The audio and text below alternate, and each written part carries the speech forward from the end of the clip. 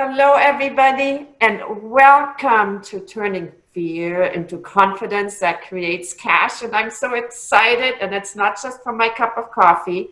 Today, I have Meridith Elliott Powell with me, and she is a keynote speaker. She is a powerhouse and an author, and probably a long list of other accomplishments. And I'm so excited because she will help us deal with the changes that we all are experiencing, and she will help us pivot during these uncertain times. So I'll have her introduce herself, and thank you so much, Meredith, and I'm so excited to have you. Well, I am excited to be here. I love this topic, and I love this subject because I really believe you can be successful in today's marketplace. You know, it's kind of interesting. You mentioned that I'm a keynote speaker, I'm a business strategist, and my passion is really helping my clients learn the strategies they need to thrive in uncertainty. And I really became obsessed with the word uncertainty a couple of years ago. How we react to it, how we respond to it. And let me just say, universally, we don't like it. I mean, we tend to think of uncertainty as a negative.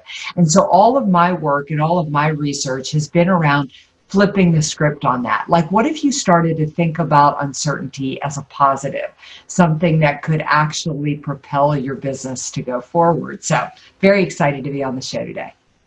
Thank you. So I like that you're saying, let's turn this into something positive, because I had a lot of experts already share with us that it's important to really shift out of these negative feelings of fear and anxiety, even though it's all very normal for us to experience those emotions. And it's so much more helpful to get into that mode of creation. So let's just start with one question that I have for you. Before we ask you the how do we pivot? How would you suggest that one switches from that fear into that mode of creation? Yeah, that's such a great question. I was just, interestingly enough, I was just on with a coaching client, and we were talking about exactly this. First of all, you have to acknowledge your fears. I think it's really important for us to articulate what we're worried about. I mean, we don't know what the economy is going to do. We don't know if, what the rate of how long our businesses will be allowed to stay open. We don't know if there will be another wave. We don't know so much. And so I think it's very important for you to articulate that. At the same time, once you do get all your fears out on the table, you have to ask yourself, what can I control and what can I control? And your time, your energy, and your resources has to go into what you can control. Because here's the thing, all those uncertain factors, they could turn out to be a negative, they could turn out to be a positive. The point is, nobody has any clue. So you back up and you focus on what things you can do right now to grow your business. And success comes out of where you focus, because what you focus on in life, that's what expands. So what if I don't know how to pivot now? Let's just say I don't have my own business, and my company just laid me off, and I'm sitting at home unemployed, and whatever I used to do, maybe it wasn't working. So what advice would you have? Yeah, so here's the first piece of advice. Let's assume that you just got laid off from the restaurant or the entertainment industry, and talk about an industry that is, you don't know if there's going to be opportunity, and you don't know what you want to do or what your next step is. Well, number one is you have to move. You have to take action. And the first action I tell everybody to take is, I want you to look around you, and I want you to identify 10 people that you feel like are moving forward, are coping well with this crisis. And I want you to call them up, and I want you to have a conversation with them. And all I want you to do is ask them for advice. Because when you ask for advice, you find opportunity. If you ask for opportunity, you'll get advice. And I think one of the most important things we can do is learn from people who are already coping, who are already doing well, and ask them what they're doing, and then adopt some of those strategies. But I also am a passionate believer that if you build your network, it changes your life. So we're only one connection away from somebody who can solve a problem, open a door, or help us pivot. And you need to be having those conversations. So I love that. Who is around you? And I love this piece of advice. Find 10 people that you are doing well, that you know are doing well, and ask what they're doing, and maybe potentially find a mentor during these times. That would be very helpful. So that is absolutely beautiful. Yeah. Love that tip. So I know you are a growth expert, and I also know you are an expert in helping people sell in this virtual world. Okay, so let's just assume now I have my advice, I have some ideas, and I'm not really that savvy in this virtual world, right? What would be a simple step after I have a creative idea? So what should I do next? To start to sell the idea, what should you do next? Yes. Well, good news is nobody's really very savvy at the selling in the virtual world. So you're in good company. But where you start from the sales process is now you've got a product or service that you really feel could help people, right? So that's number one, is you need to change your thought process about sales. I think so much of the sales training that we've had in the 90s and the early 2000s really messed up our perspective with sales. I know it messed up mine.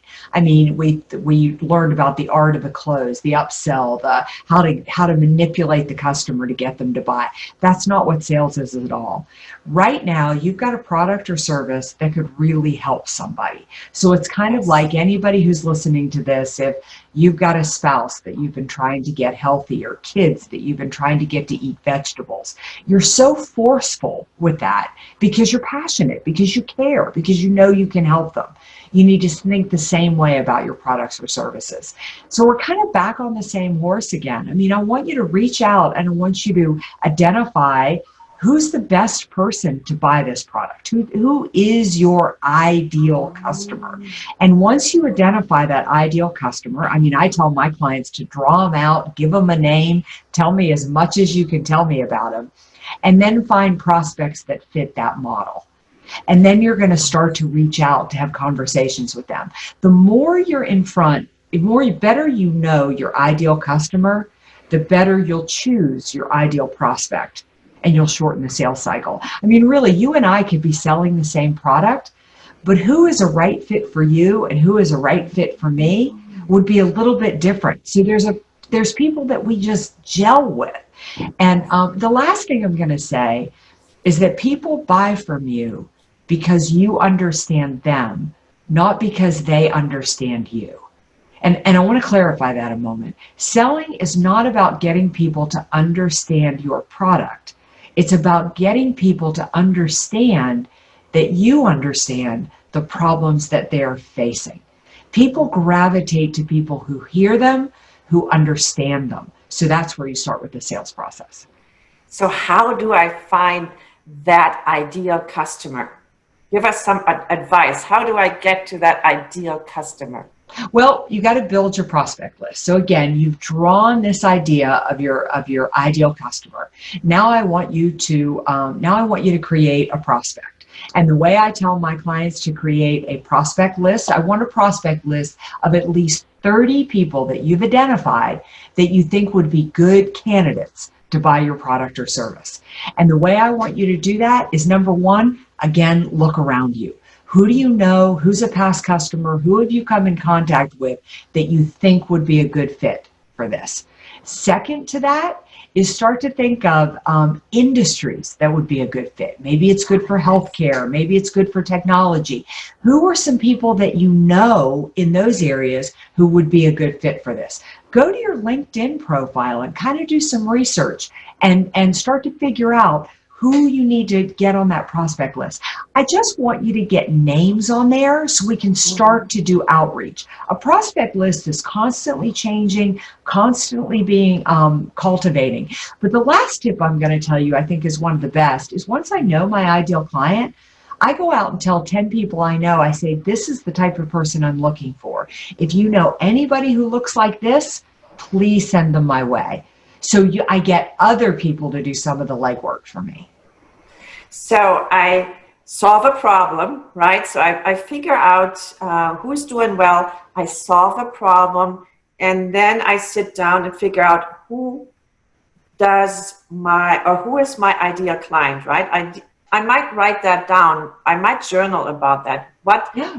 And be very specific. It helps to be very specific, right? As to who my client is. Now, I know that you are an expert on how to create businesses in this virtual world. So what would be my next step? So I know the problem I want to solve right now. I'm all excited. I found my ideal client. So what do I do next? How do I now create something? I'm sitting at home. So what do I do next? Well, I'm assuming that you've done the nuts and bolts. So I'm assuming you've built your website, and I'm assuming that you're doing things to position yourself as an expert in the field. The sales process really has three pieces to it in today's environment. And number one is market position. You've got to do some things so that people have heard of you and about you. You've got to get above that white noise and stand out from the competition. That means you need to be writing blogs about what you do. You need to be shooting videos about what you do. You need to get social proof and testimonials from people about what you do. So you're building your image and your reputation in the marketplace. You got to make some noise. That's what I like to say, right? Because even as unique as we believe this idea that we've come up with, this product that we're going to sell, well, I hate to tell you this, but it's a commodity. A million other people are selling the same product. But the good news is people buy from people they've heard of and about. And then once you're creating that buzz in the marketplace, then when you make the traditional sales call, people will open the door because they've heard of you and about you. And at that point, I actually want you to slow the sales process down.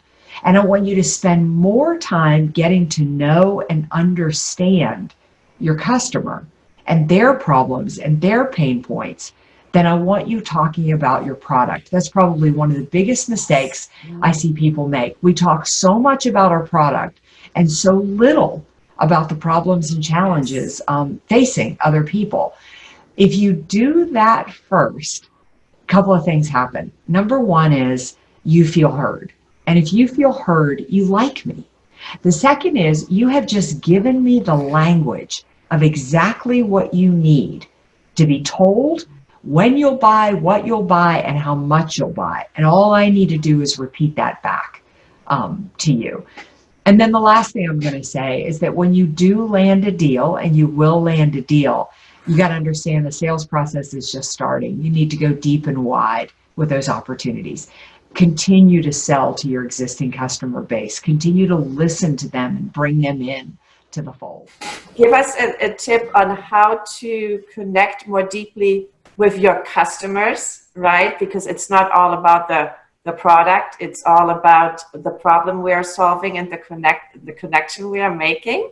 Whenever you're having a conversation with somebody, we as business owners, as sales professionals, tend to follow our own agenda. And you need to follow the agenda of your customer. Whenever you're first engaging with them and you ask them how things are going, the moment they respond, they're starting to tell you what's top of mind to them and what's most important. And far too often, I see business owners and salespeople go past that if what the person is talking about is not directly related to your product or service. But if you miss urgent need, you'll never connect and you'll never build trust. And I'll give you a really quick example. A couple of years ago, I was doing some coaching for a physician's office, and the lead doctor, who they had about 8 locations, had made a decision that he was going to buy a $600,000 piece of equipment. He was ready to sign the check, and he had it down to 2 salespeople he wanted to purchase it from. And he called me and he said, he said, I'm pretty sure what I'm going to do. I don't think I need your help, but would you mind coming in for the meetings just in case I have a question? I said, absolutely.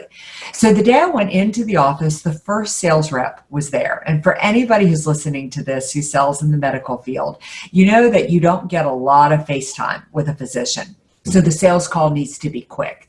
Well, the salesperson was there. She was ready to go. She was ready to have the conversation. And as luck would have it, the doctor was really running behind. So I went in and I talked to her just a little bit. And 15 minutes later, in walks the physician. And you could tell he was exhausted. She took it as a clue that she needed to get to her demo and start selling the product as soon as possible. And as moment she started speaking, I could see the doctor's eyes just glaze over. He was not in that conversation. Right. She exits, and sales rep number 2 comes in. And that sales rep understood urgent need. He looked at the physician and he said, "Bad day, doc?" And the doc said, "Yeah, I had a terrible day." And the sales rep said, "Let me guess. Your first patient was late," because obviously the sales rep had a lot of experience. And with that, the doctor opened up. He said, not only was that patient late, there were all kinds of issues with that patient. And he just went on for the next 20 minutes about everything that was going on with him. And we never even talked about that piece of equipment. But that doctor bought that piece of equipment, $600,000 from that second rep. And not because that second rep had a better product, not because they were a better salesperson, but because they connected on urgent need. What that doctor needed was to share his day. And the first rep missed it. That is beautiful. So this is really a sign that it's all about connecting, right? It's human to human connection. And how do we create that connection now virtually? Have you seen it happening virtually? Absolutely. In fact, I think we're craving it even more than we've ever craved it before. And I think that technology like we're using right now has truly opened the doors for it. Number one, don't fall into this myth that you can't connect just because it's virtual. And number two, start just as you would as if you went into a room. You would ask, how are you? How are things going? And most importantly, listen to people. Listen, marriages break up because people don't listen. Partnerships fall apart because people don't listen. Listening is so powerful in the sales process, and people have a lot going on. Also, have empathy with them. You know, for the most part, you're going into people's homes. So if you want to connect with them and you see their kid run across behind, say, "Oh, what's your son up to today?" Or if you see their mother or something enter the room, or you see the picture of their family back there, talk about that. Let's get real and be authentic with what's going on. So what advice would you have for people that have financial concerns right now? And, they really have a fear about money, and they need to make money right now. Yeah. How do I make money right now? Well, number one is if you have financial concerns, the biggest thing that I see with people right now is they're not facing them.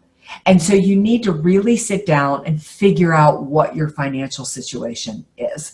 How much money do you have coming in? How much money needs to go out? And if that is unbalanced, meaning there's less coming in than you need to go out, your first step is you really need to take a long, hard look at your expenses and what can be cut and what can go away.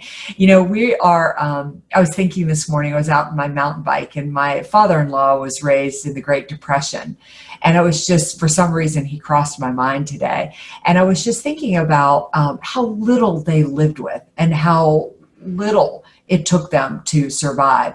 There's a lot we can let go of that are expenses. So get real on that. Then the next is get your ego off the table. And if you need to make money right now, chances are you're not going to be making it at your dream job or your dream business. So maybe you need to do something to generate a little bit of revenue while you're working on this creative business at night. I used to be a banker before I went into business for myself. And the businesses that I always see succeed are the ones who, when people didn't quit their day job, when they weren't relying on their business getting started, you can't always rely on that revenue right away. So if you need to deliver pizzas for a while, get your ego off the table and deliver pizzas for a while. I love that. Get your ego off the table. Yeah.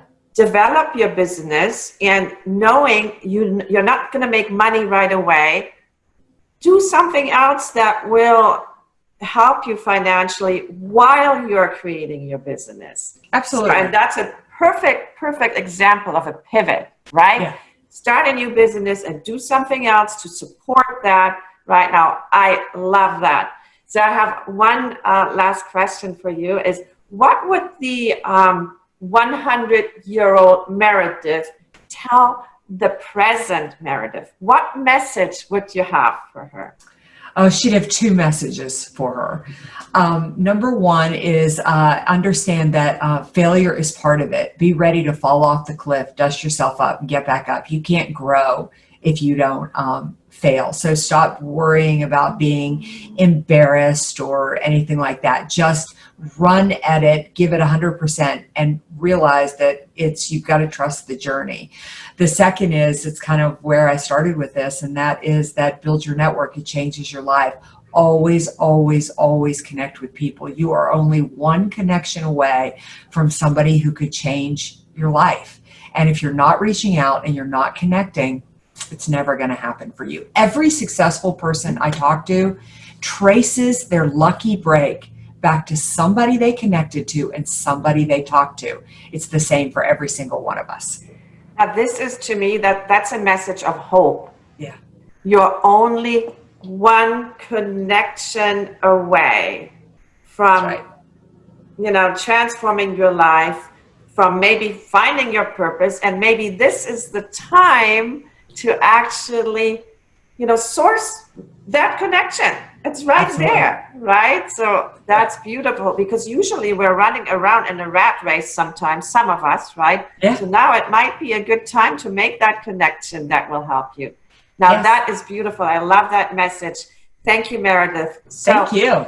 How can people find you? Tell us all about how we can find you. We want to know more. We want to get more inspiration from you. How do we find you? Well, you just go to my website, which is valuespeaker.com, just the word value and speaker.com.